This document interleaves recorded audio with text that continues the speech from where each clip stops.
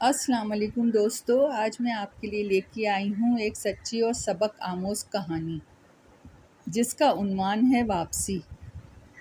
جب شام کے سائے گہرے ہوئے تو امتیاز جنرل اسٹور سے گھر کی طرف لوٹا۔ امتیاز جنرل اسٹور پر ملازم تھا۔ بچوں میں اس کا ایک بیٹا اور بیٹی تھے۔ بیوی کا انتقال ہو گیا تھا۔ امتیاز نے اپنے بچوں کو ماں باپ دونوں کا پیار دیا تھا۔ اس کا بیٹا اسلم ان پڑھ ہونے کے ساتھ ساتھ گستاخ بھی تھا، جبکہ اس کی بیٹی فاطمہ پڑھی لکھی ہونے کے ساتھ سمجھدار اور فرمانبردار بھی تھی۔ اسلم سارا دن اپنے آوارہ دوستوں کے ساتھ ڈبوں پر بیٹھ کر اپنے عیاش دوستوں پہ اپنے باپ کی محنت کی کمائی اڑاتا رہتا تھا۔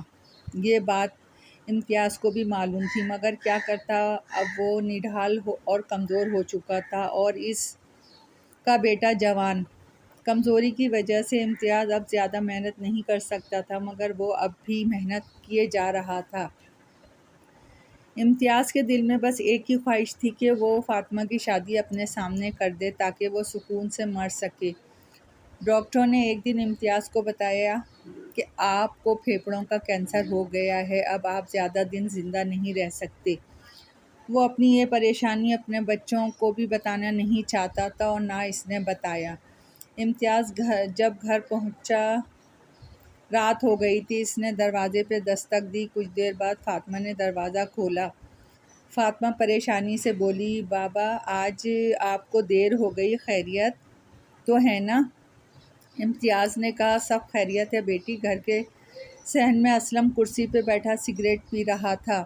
امتیاز نے ایک نظر اس پر ڈالی، پھر منہ پھیر لیا۔ کون سے ماں باپ چاہتے ہیں کہ ان کی اولاد ایسی بگڑی ہوئی ہو؟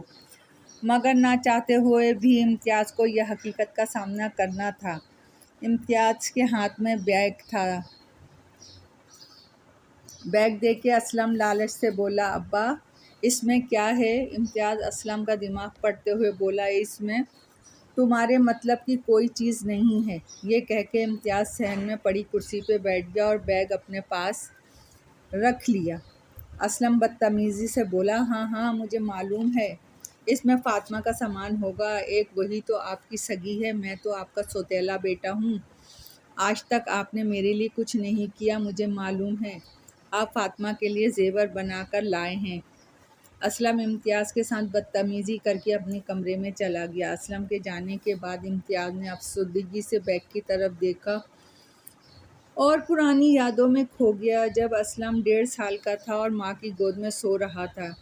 امتیاز بیوی کے پاس جا کے بیٹھ گیا اور بیٹے کو محبت سے دیکھتے ہوئے بولا، معلوم ہے تمہیں عذرا، یہ سونے کی چین اسلم کے لیے بنوانے کے لیے میں نے پورے 1 سال زیادہ کام کیا ہے، پھر یہ سونے کی چین بنی ہے۔ عذرا مسکرا کر بولی، مجھے معلوم ہے آپ کی کتنی خواہش تھی کہ آپ اپنے بیٹے کے لیے سونے کی چین بنوائیں۔ خیر، اللہ نے آج آپ کی یہ مراد پوری کر دی۔ امتیاز بولا، ہاں یہ تو صرف سونے کی چین ہے، میرا لاڈلا بڑا ہو کر ہمارے دلوں کی ٹھنڈک بنے گا۔ عذرا بولی، انشاءاللہ۔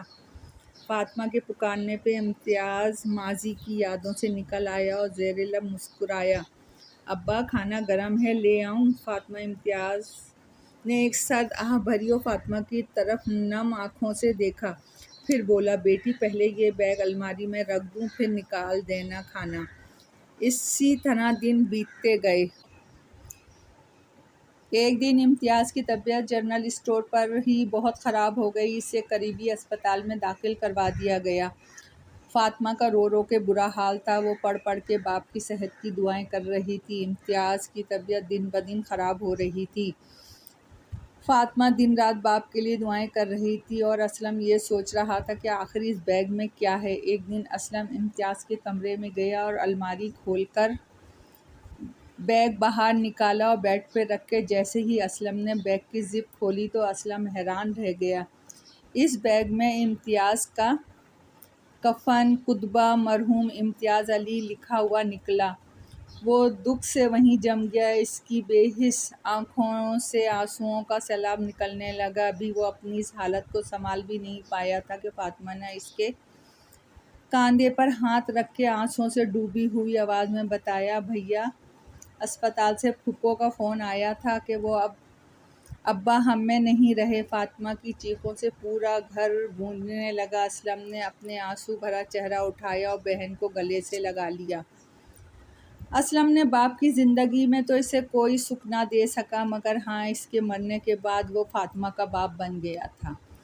دوستو، کہانی پسند آئی ہو تو لائک اور سبسکرائب کیجیے گا۔ آپ کی دعاؤں کی طلبگار۔